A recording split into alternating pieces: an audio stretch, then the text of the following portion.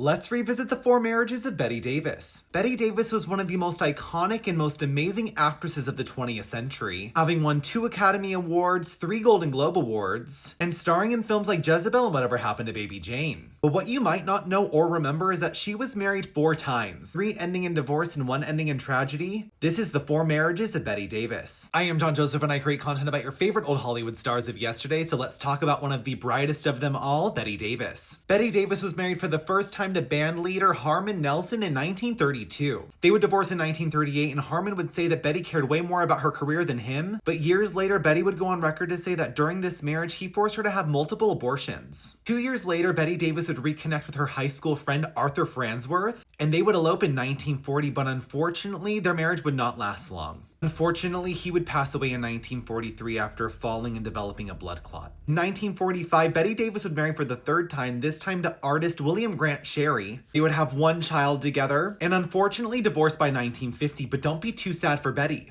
because that same year in 1950, she remarried for the 4th time, this time to actor Gary Merrill. They would adopt 2 children together before divorcing in 1960. Bette Davis would never remarry again.